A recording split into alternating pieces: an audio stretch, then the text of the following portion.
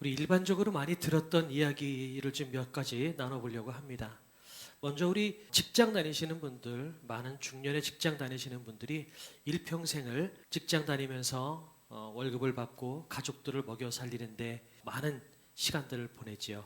그러다가 은퇴하게 되면 갑자기 본인의 정체성이 흔들린다고 합니다. 평생 돈을 벌고 가족을 먹여 살리는 것을 정체성으로 삼고 그렇게 달려왔는데 어느 순간에 명예퇴직을 당한다거나 아니면 정년퇴직을 하고 난 다음에는 더 이상 할 거리가 없어지고 나면 도대체 내가 누군가, 그동안 어떻게 살아왔나라고 하는 공허함, 정체성의 혼란 때문에 많이 힘들어한다는 이야기를 가끔 들어본 적이 있습니다. 그런데 이것은 직장인들의 이야기만은 아닙니다. 몇 가지 예를 더 나눠보도록 하겠습니다. 예를 들어서요, 우리 연예인분들을 한번 생각해 보면 좋을 것 같아요. 젊을 때는 모두가 다 예쁘고 아름답죠. 특히 드라마나 영화에 나오시는 분들 보면 얼마나 다들 멋있고 아름다우세요. 그런데 그런 분들이 그렇게 주연을 맡고 광고에서도 출연되고 여기저기서 부르다가 어느 순간에 나이가 차고 얼굴에 주름살이 생기고 몸에 변화가 생기면서 조금씩 방송계에서 불러주는 그런 횟수가 적어들다가 어느 순간에는 그 콜이 끊기기도 하죠. 그러면 더 이상 방송에 나가지 못하는 것 때문에 과연 내가 뭘까? 평생을 내가 연예인으로 살아왔는데 내가 텔레비전에 나가지 못하고 영화에 나가지 못하고 드라마에 나가지 못하는 그런 것들을 보면서 과연 나는 뭘까? 라고 하는 정체성의 혼란 때문에 중년이나 노년이 돼서 연예인분들이 힘들어하신다는 소식을 가끔 듣기도 합니다. 또 이런 예도 있어요. 제가 존경하는 어떤 목사님은요, 말씀을 전하시고 참 탁월한 설교자이신데요. 그분이 이제 은퇴하시고 나서 이런 이야기를 했다고 합니다. 주변에 집사님들이나 성도님들께서 목사님 이제 평생 말씀을 전하셨으니까 이제는 사모님하고 여행도 다니시고 푹 쉬시면서 여생을 즐기십시오. 그동안 고생 많으셨습니다. 그렇게 위로하고 격려해드렸다고 하죠. 그런데 그 목사님이 그 이야기를 듣고 이렇게 대답하셨다고 그래요. 나는 평생 설교밖에 할 줄 아는 게 없습니다. 설교 못하면 나는 죽습니다. 이렇게 대답을 했다고 합니다. 그거 보면서 저분은 참 존경스럽다. 일평생을 하나님의 말씀을 전하고 하나님의 말씀을 연구하는 데에 모든 것들을 다 투자하신 분이시구나 라고 하는 존경심이 들기도 하지만 한편으로는 그런 생각이 드는 거죠. 저분의 정체성은 설교하는 거구나 이런 생각이 들기도 하죠. 그래서요, 우리 그 스포츠 스타 중에요, 두산에서 내야수로 활동했던 안경현이라고 하는 야구 선수가 있었습니다. 그분은요, 야구 선수를 은퇴하고 난 다음에 자기 후배들이 역시 야구를 하거나 운동 선수로 있다가 거기를 은퇴하고 나면 정체성의 혼란 때문에 여러 가지 힘들어하는 모습을 봤다고 합니다. 그래서 그렇게 은퇴하고 힘들어하는 후배들을 좀 케어하고 또한 그들에게 새로운 그 길을 열어주기 위해서 연구하다가 그냥 작게 시작하다가 그저 돕고자 하는 마음으로 출발했다가 모두의 예체능이라고 하는 주식회사를 만들어 가지고요, 지금도 많은 후배 운동선수들을 멘탈을 케어해주고 또한 새로운 일자리를 알선해주고 다른 사람들과 연결해주고 하는 일들을 하고 있다고 합니다. 제가 지금 드렸던 이 네 가지의 케이스는요, 모두가 다 열심히 살았다가 어느 순간에 나의 모든 정체성과 나의 삶을 규정하는 그것들이 내 인생 가운데에서 사라졌을 때, 그랬을 때 그 정체성의 혼란과 고민과 공허함 때문에 힘들어하는 여러 가지 경우에 대해서 여러분과 나눴습니다.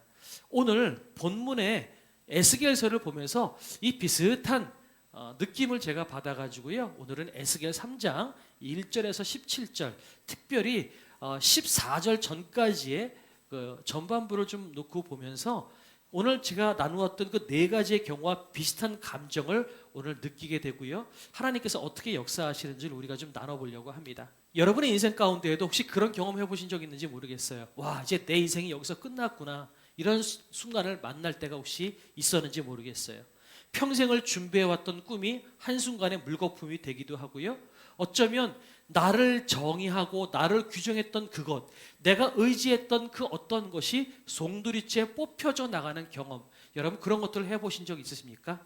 오늘 이 비슷한 상황을 겪고 있는 이 에스겔을 좀 보면서 우리가 하나님의 은혜를 좀 나눠보고요. 또한 그런 삶을 살고 계신 분들께 하나님께서 어떻게 말씀하시고 어떻게 살라고 하시는지 우리가 한번 은혜를 나눠보려고 합니다. 그래서요, 오늘의 말씀은요, 나의 끝이 하나님의 시작입니다 라는 주제로 말씀을 나눠보려고 합니다.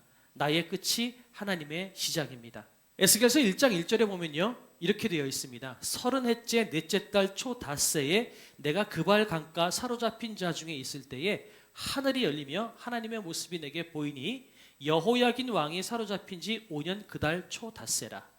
여러분, 이스라엘이 바벨론의 3차에 걸친 침공에 의해서 예루살렘 성이 완전히 무너지죠. 그런데 우리가 한번 생각해 볼까요? 바벨론의 1차 침공 때 포로로 끌려간 사람은 대표적인 인물은 다니엘입니다. 2차 바벨론 침공 때 포로로 끌려간 사람 중에 대표적인 인물이 누구냐면 바로 오늘 이 에스겔입니다. 그런데 에스겔 말고 또 있어요. 누구냐면 여호야긴 왕입니다. 그런데 지금 1절에 보면 30해라고 이야기하고 있죠. 30해라고 하는 것은 지금 에스겔의 나이가 30살이다 라고 하는 것을 이야기하고 있는 겁니다. 그러면 이 에스겔이 몇 살 때 포로로 끌려왔을까요? 2절을 보면 단서가 나와요. 여호야긴 왕이 사로잡힌 지 5년이라고 이야기하고 있습니다. 그러니까 에스겔과 여호야긴 왕이 동시에 사로잡혀서 포로로 끌려왔는데 여호야긴 왕이 사로잡힌 지 5년이라면 에스겔도 지금 포로로 끌려온 지 5년이 지났다는 것을 의미하고 있겠죠. 그런데 지금 에스겔은 30해라고 이야기한다면 에스겔은 25살에 포로로 끌려왔겠구나 우리가 추측을 할 수가 있습니다. 정확하진 않겠지만요, 이 본문을 가지고 우리가 그 정도는 추측할 수가 있겠죠. 그런데요, 여러분, 에스겔은 여러분 제사장 가문입니다. 제사장은요, 30살이 될 때까지는, 그 전까지는 원래는 성전에서 수습이라고 하죠. 어떻게 제사를 드려야 되는지, 제사장으로서 어떻게 활동을 해야 되는지를 배우다가 30살이 되면 비로소 제사장의 옷을 입고 제사장의 역할들을 감당하는 겁니다. 그러니까 정상적으로 따진다면 이 에스겔은 이제 30해가 됐으니까 지금 이 순간에 성전 안에서 제사를 인도하고 많은 사람들과 하나님 사이에서 중지하는 역할들을 감당하는 자리에 있었어야 되는 것이 정상이라는 거죠. 그런데 지금 에스겔은 어디에 있어요? 그발 강가, 포로로 끌려와서 바벨론 포로 땅에 그발 강가에 있다라는 것입니다. 성경이 이야기하고 있지 않지만 아마 에스겔은 그랬을 것 같아요.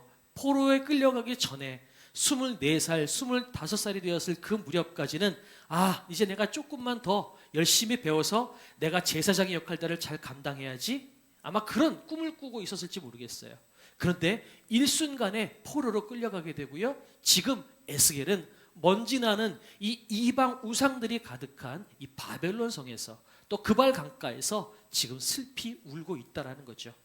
이것이 저는 오늘 처음에 많은 예를 들었던 것처럼 일평생을 꿈꿔왔고 붙잡고 있던 나의 전부인 것 같은 그 정체성을 규정하는 그것이 내 가운데에서 사라진 그 삶을 이야기할 수 있겠다라는 생각이 듭니다. 그런데 그때 하나님께서 말씀하고 계시는 거죠. 3장 1절에 보면 내게 이르시되 인자야 너는 발견한 것을 먹으라, 너는 이 두루마리를 먹고 가서 이스라엘 족속에게 말하라 하시기로.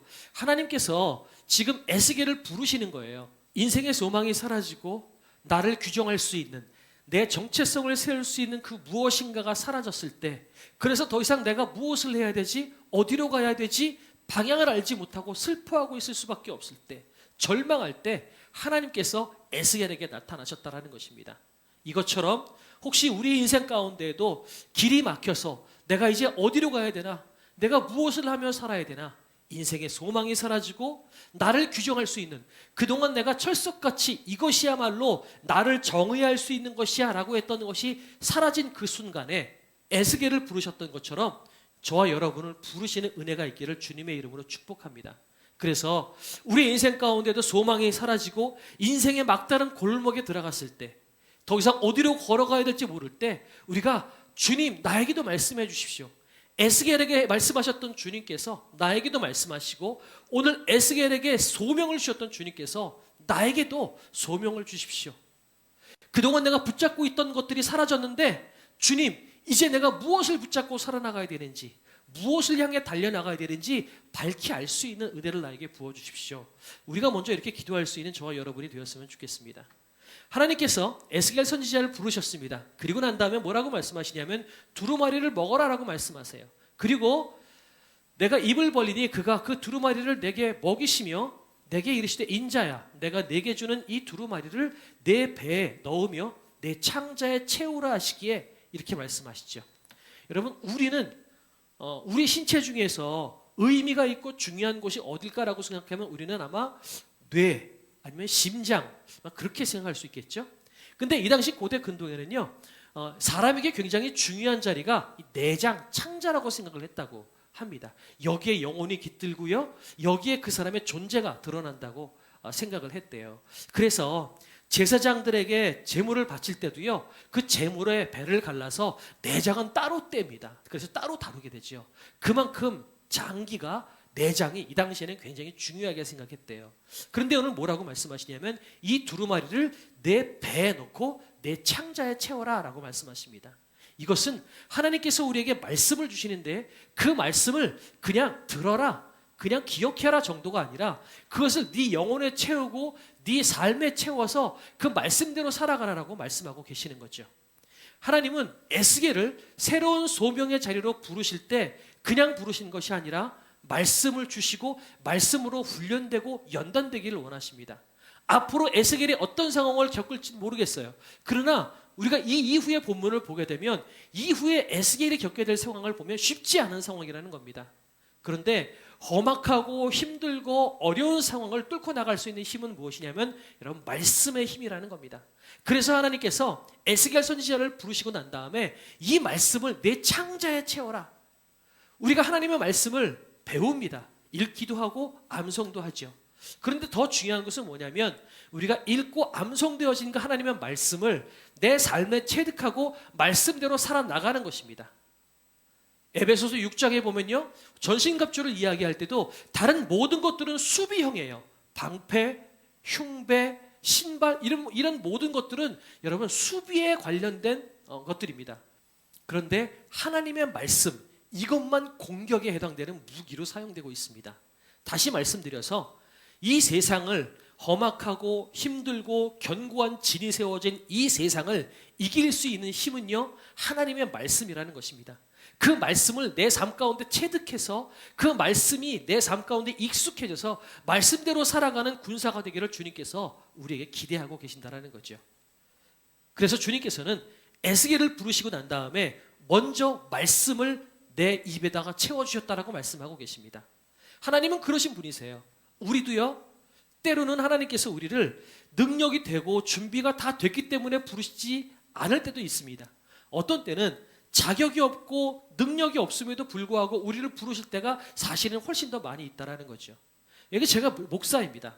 그런데 제가 목사로서 하나님의 말씀을 전할 때 제가 하나님의 말씀을 전할 만한 충분한 준비가 되어 있기 때문에 제가 목사로서 이 자리에 있을까요? 그렇지 않다라는 거죠. 저도 부족하고 연약하고요. 여러분 앉아 계신 성도님들하고 다를 것이 하나도 없습니다. 그런데 하나님께서 저를 목사로 부르셨고요. 그리고 목사로 부르시고 난 다음에 제가 하나님의 말씀을 바로 전할 수 있도록 끊임없이 말씀을 보게 하시고 공부하게 하시고 저를 훈련시키시고 연단시키셔서 이 자리까지 내모셨다라는 겁니다. 언젠가 제가 이런 간증을 했던 적이 있었는데요. 제가 고등학교를 졸업하고 대학교 입학하기 전에 한 달 정도의 그 시간이 있을 때 뭐 할까라고 고민하다가 기타를 배우자 그래서 기타 학원을 등록한 적이 있어요.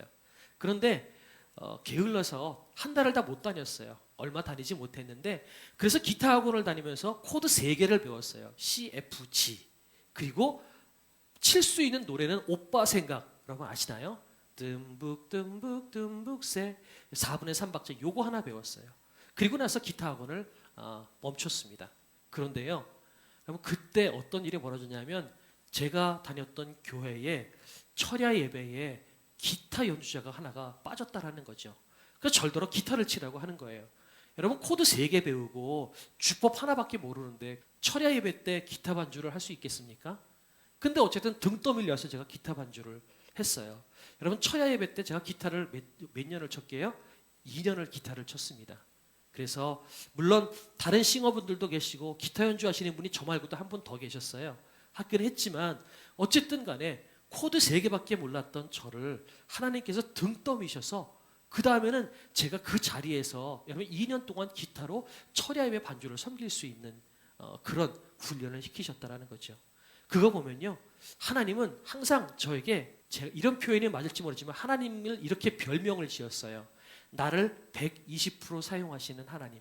언제나 내가 부족할 것 같은 그 자리로 저를 내모셔서 그 자리에서 섬기게 하시고요.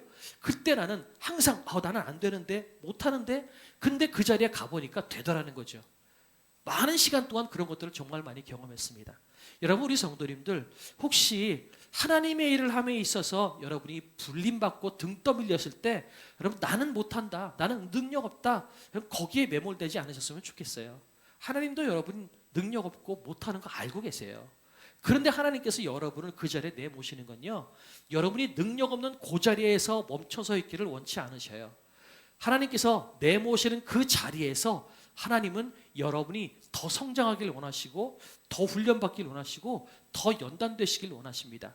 더 능력 있는 사람, 더 멋있는 사람이 되기를 원하신다는 거죠. 에스겔을 하나님께서 부르셨어요. 그런데 부르시고 난 다음에 하나님께서 그 다음에 제일 먼저 하신 건 뭐냐면 두루마리를 그 입에 떠먹여 주셨다라는 겁니다. 그래서 하나님께서 저와 여러분에게 소명을 주시고 난 다음에 그 다음에 우리를 훈련시키시고 연단시키시는 그 하나님의 또 은혜를 경험할 수 있는 저와 여러분이 되기를 주님의 이름으로 축복합니다. 그리고 난 다음에 하나님께서 뭐라고 말씀하시냐면 너 이제 가서 고해라 라고 말씀하시는데, 그들이 어떤 사람들이냐면요, 너를 언어가 다르거나 말이 어려워 내가 그들의 말을 알아듣지 못할 나라들에게 보내는 것이 아니니라. 내가 너를 그들에게 보냈다면 그들은 정녕 내 말을 들었으리라. 그러나 이스라엘 족속은 이마가 굳고 마음이 굳어 내 말을 듣고자 아니하리니 이는 내 말을 듣고자 아니함이니라. 이렇게 말씀하고 계십니다. 그러니까 이제 에스겔 선지자가 가서 말씀을 전해야 될 자리가 어디냐면요, 동족들에게, 같은 언어를 쓰는 동족들에게 말을 전해야 되는데, 문제는 이 사람들이 어떤 사람들이라면 이마가 굳고 마음이 굳어서 네가 아무리 전해도 듣지 않을 거라고 말씀하고 계시는 겁니다. 여기서 이마가 굳다라는 건 쉽게 말씀드리면 철면피라는 뜻이에요. 마음이 굳다라는 건요, 도무지 공감하지 못하고 또한 하나님의 말씀이 들어가지 못하는 영적으로 마비되어 있는 상태를 이야기하고 있는 것입니다. 그러니까 하나님의 말씀이 들어가지 못할 만큼 이 견고한 악한 진에 굳어져서 마치 길가에 하나님의 말씀이 씨앗이 뿌려지는 것처럼 아무리 이야기해도 듣지 않고 열매를 맺지 못하는 이런 이스라엘 백성들이 바로 오늘 에스겔 선지자가 말씀을 전해야 될 곳이라고 이야기하고 있는 것입니다. 그러니까 이 견고한 곳에 가기 위해서 어떻게 해야 되겠어요? 하나님은 말씀으로 훈련시킬 수밖에 없다라는 거죠. 우리도 마찬가지입니다. 하나님께서 우리를 훈련시키시고 연단시키시고 우리를 더 멋있게 세워나가시는 이유는요, 그 다음에는 우리가 더 거칠고 힘들고 어려운 상황이 있다 할지라도 그것을 뛰어넘을 수 있는 능력을 우리에게 주시기 원하시기 위해서라는 것이죠. 보세요. 8절에 보면 보라, 내가 그들의 얼굴을 마주보도록 내 얼굴을 굳게 하였고 그들의 이마를 마주보도록 내 이마를 굳게 하였을 때 내 이마를 화석보다 굳은 금광석 같이 하였으니 그들이 비록 반역하는 족속이라도 두려워하지 말며 그들의 얼굴을 무서워하지 말라 하시니라. 지금 이스라엘 백성들은 철면피인 거예요. 이마가 굳고 마음이 굳었다라고 하나님께서 말씀하고 계세요. 그런데 하나님께서 에스겔 선지자를 어떻게 만드셨냐면요, 내 이마는 화석보다 굳은 금광석 같이 했대요. 그러니까 그냥 단순히 굳은 이마가 아니라 그것을 깨 부술 수 있는 강하디 강한 금광석 같은 이마로 만들어 놓으셨다는 거죠. 다시 말씀드려서 아무리 환경이 견고하고 어렵다 할지라도 하나님은 그것을 부수고 나갈 수 있는 능력 있는 종으로 하나님께서 에스겔 선지자를 만들어 내시겠다라고 말씀하고 계시는 겁니다. 그러니 두려워하지 말라라고 말씀하고 계시는 거죠. 여러분, 우리는 때로 하나님께서 우리를 부르실 때 소명의 자리로 부르시면요, 우리는 그렇게 생각합니다. 아, 주님의 말씀에 순종하고 나갔으니까 이제 탄탄대로겠지? 이제 모든 것들이 잘 되겠지? 하고 나가보면요, 그렇지 않을 때가 참 많아요. 오히려 어려운 일이 켜켜이 쌓여 있고요. 고민하고 근심할 만한 것들이 굉장히 많이 있을 때가 많습니다. 그러면 이제 이렇게 기도하는 거죠. 하나님, 내가 당신 말씀에 순종해서 왔는데 이게 뭡니까? 이렇게 기도하게 되는 거죠. 그런데요, 가만히 보면 하나님은 우리가 하나님의 말씀에 순종하고 소명의 길로 가면요, 우리 앞에 있는 환경을 깨끗하게 정리하셔서 우리가 편안하게 그 길을 가도록 하시는 것이 아니라 우리를 강하게 훈련시키셔서 우리 앞에 있는 환경이 아무리 험하고 아무리 힘든 환경이라 할지라도 그것을 뛰어넘고 그것을 깨부술 수 있는 강하고 견고한 자로 하나님께서 만드시는 것이 하나님의 뜻일 때가 많다라는 거죠. 그래서 하나님은 에스겔의 환경을 바꿔주지 않으셨어요. 에스겔이 전할 사람들은 이마가 굳고 마음이 굳었대요. 그런데 하나님은 오히려 에스겔을 그보다 더 견고하고 강하게 만드셔서 두려워하지 마라. 그들의 얼굴을 무서워하지 말아라. 너는 그들을 부수고 나갈 수 있고 그들을 뚫고 나갈 수 있는 힘이 있다. 왜요? 내가 너에게 말씀으로 내가 너를 훈련시켰고 내가 너와 함께하고 있기 때문이다 라고 주님께서 우리에게 말씀하고 계시는 거죠. 우리 앞에 놓여진 삶을 살아나갈 때 우리는 이렇게 주로 기도하죠. 하나님, 내가 주의 말씀 따라 살아갈 때 내 환경이 형통하게 하시고 걱정, 근심, 염려 없게 해주십시오. 물론 저는 이렇게 기도하는 것도 나쁘진 않다고 생각이 듭니다. 그러나 우리 믿는 사람들은 여기에 한 가지를 더 넣고 기도해야 돼요. 그건 뭐냐면요, 하나님, 내가 환경을 뛰어넘을 수 있는, 환경을 돌파할 수 있는 능력을 나에게 주시옵소서. 견고함을 주시옵소서. 강인함을 우리에게 허락하여 주시옵소서. 저는 이 기도가 우리가 더 많이 해야 될 기도라고 생각이 듭니다. 혹시 여러분의 인생 가운데 그런 삶을 살고 계시는 분 혹시 없으십니까? 하나님의 말씀 따라 순종하려고 하고 말씀대로 살아가려고 발버둥치고 열심히 살고 있는데 내 환경은 이상하게 어려워요. 직장에서 직장 상사가 괴롭히기도 하고요. 학교에선 내 친구들이 자꾸 나를 따돌리기도 하고요. 예기치 않은 어려움이 생길 수 있어요. 그럴 때 여러분 기도하십시오. 하나님, 내가 이것들을 뛰어넘을 수 있도록 도와주십시오. 아무리 내 직장 상사가 나를 괴롭게 해도, 아무리 지금 나에게 주어진 환경이 어렵다 할지라도 내가 허허 웃으면서 그것을 뚫고 나가서 오히려 하나님의 승리를 경험하고 보여줄 수 있는 강인한 그리스도의 군사가 될 수 있도록 하나님 도와주십시오. 에스겔처럼 내 이마가 금강석같이 굳은 이마가 될 수 있도록 주님 도와주십시오. 여러분, 저와 여러분이 이렇게 기도할 수 있으면 좋겠다라는 생각이 듭니다. 여러분, 세상이 아무리 강한 것 같아도요, 세상이 아무리 견고한 것 같아도 하나님께서 나를 강하게 하시면 이 세상은 나를 이길 수가 없습니다. 이 세상의 그 어떤 견고한 것도 나를 삼킬 수가 없습니다. 하나님께서 나와 함께 하시고 주님께서 나를 견고하게 하시면 그 어떤 것도 우리는 뚫고 나갈 힘이 있는 줄로 믿습니다. 그런 그리스도인이 될 수 있도록 여러분 기도할 수 있으면 참 좋겠다라는 생각이 듭니다. 그래서 이제 결론을 내려보려고 합니다. 여러분, 에스겔은요 25살에 포로로 끌려왔습니다. 이제 자기 나이 30살이 되었을 때 제사장의 옷을 입었어야 할 이 에스겔은 제사장의 옷을 입지 못하고 포로된 자리에서 먼지나는 바벨론 땅에서 그발 강가를 바라보고 있었습니다. 제사장의 옷을 입지 못했지만 하나님께서 말씀을 그의 입술에 넣어주셨고 그의 뱃속에 넣어주셔서 에스겔은 비록 제사장의 예복은 입지 못했을지 모르지만 하나님의 말씀이라는 더 영광스러운 옷을 입고 하나님의 일들을 감당하게 되었다라는 것입니다. 그가 서 있어야 될 성전은 비록 그에게 없을지 모르지만 하나님의 나라, 하나님께서 동행하시고 하나님께서 통치하시는 더 하나님의 영광스러운 자리에서 하나님의 일을 감당할 수 있는 선지자로 세움을 받았다라는 것입니다. 인간적인 소망이 사라지고 앞길이 막혀서 더 이상 내가 어떻게 살아야 될지 모르는 그런 절망스러운 상황 가운데에서 하나님은 에스겔을 만나 주셨고 에스겔에게 그 무엇보다도 더 존귀한 소명을 부어 주셨다라는 거죠. 그래서요, 에스겔의 이름의 뜻은요, 여러분 하나님께서 강하게 하신다라는 뜻입니다. 이 에스겔을 만나 주셨던 하나님께서 오늘 저와 여러분을 만나 주시기를 주님의 이름으로 축복합니다. 우리의 기대가 무너진 자리에서 우리가 기도할 때 하나님은 우리를 만나 주실 것입니다. 소망이 없는 자리, 이제 내 정체성이 사라진 그 자리에서 내가 뭘 해야 되지? 어떻게 살아야 하지? 고민하고 있을 때 여러분 하나님은 우리를 만나 주신다라는 거죠. 그렇다면 우리가 어떻게 기도해야 될까요? 하나님, 에스겔에게 말씀하신 것처럼 나에게도 말씀해 주십시오. 또한 나를 말씀으로 견고하게 해주셔서 앞으로 내가 맞닥뜨리게 될 험악하고 견고한 상황 가운데에서도 하나님의 말씀을 가지고 그것을 뚫고 나갈 수 있는 능력을 우리 가운데 부어주시옵소서. 이것이 우리의 기도 제목이 되었으면 참 좋겠습니다. 한 가지만 더 나누고 마무리하도록 하겠습니다.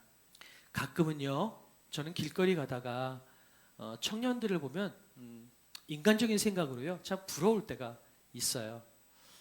여러분 혹시 그러신 적 있는지 모르겠어요. 저는 비록 저도 아직은 젊습니다. 많이 젊기는 하지만 그럼에도 불구하고 아직 이제 50이 넘어가고 나니까 이제 청년들을 보면 저도 너무 예쁘다, 너무 멋있다 그런 생각이 들어요. 외모가 예쁘고 멋있는 것도 그렇기도 하지만요, 그냥 젊은 것 자체가 아름다워요. 얼마나 아름답고 멋있는지 모르겠어요. 그래서 때로는 길거리에서 남 눈치 안 보고 춤추면서 영상을 찍는 아이들, 또 놀고 소리치고 즐거워하며 웃고, 한강에 나가보면, 여름에 나가보면 돗자리 깔고 그렇게 남 눈치 안 보고 거기서 책도 보고 음악도 듣고 이렇게 자유롭게 활동하는 청년들을 보면 야, 참 젊은 게 좋다라는 생각이 듭니다. 죄송합니다. 제가 아직은 젊지만 그래도 저도 그런 생각이 드니까 솔직한 제 감정에 대해서 여러분 용서하시고 들어주시면 감사하겠어요. 근데 그런 청년들을 보면서 한편으로 저 자신을 보다 보면 지금은 하지 못하는 것이 좀 있구나 그런 생각이 들 때가 있어요.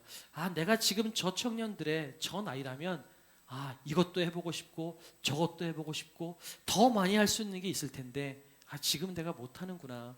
상대적으로 육신은 조금 연약해져서 이제는 저들처럼 달리지 못하고 저렇게 액티브하게 활동하지 못하고, 또한 거울을 보면 점점 주름살도 생기고요. 이 육체적인 한계 때문에 하고 싶어도 하지 못하는 것들이 하나씩 둘씩 생기는 걸 보면서 참 아쉽다라고 느껴질 때가 있어요.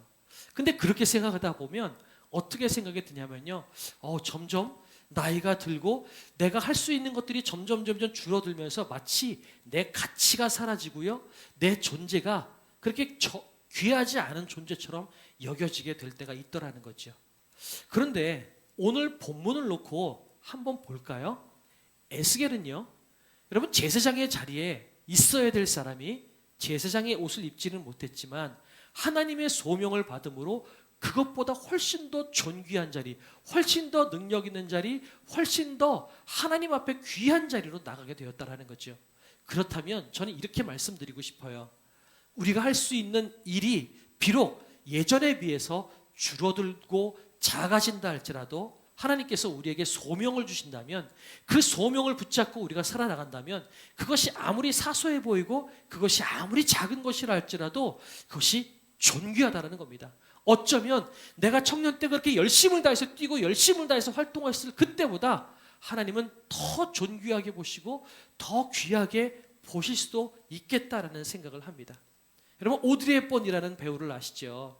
굉장히 유명한 배우이십니다. 그런데 이 오드리 헵번은 배우 때도 굉장히 인기가 있었고 아름다운 배우로서 명성이 자자했던 분이지만, 오히려 그분은 배우 생활을 은퇴하고 난 다음에 유니세프 대사로 활동하면서 훨씬 더 많은 사람들에게 많은 영향력을 행사했다고 저는 생각이 들어요.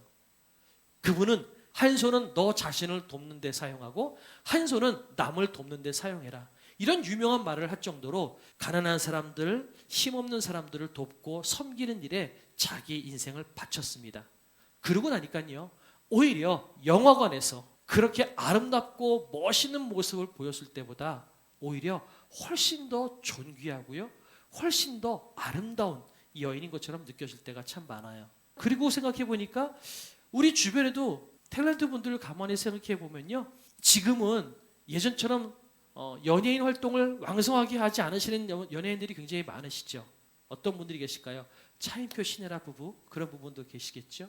또 김혜자 선생님도 계시죠. 그런 분들 보시면 오히려 연세가 드시고 나서 비록 방송에서는 자주 보이지 않을지 모르지만 하나님께서 부르신 그 자리에서, 아주 존귀한 자리에서, 때로는 기아대책기구, 때로는 컴패션, 때로는 유니세프, 이런 데서 많은 사람들을 돕고 섬기는 자리에서 아주 더 빛을 발하고 존귀하게 주어진 삶을 살아가시는 모습을 보게 됩니다. 때로는 내 정체성을 규정했던 그것들이 내 인생에 사라진 것 같을 때 우리가 절망하고 좌절하기보다 하나님, 에스겔에게 말씀하셨던 주님께서 오늘 나에게 말씀해 주십시오.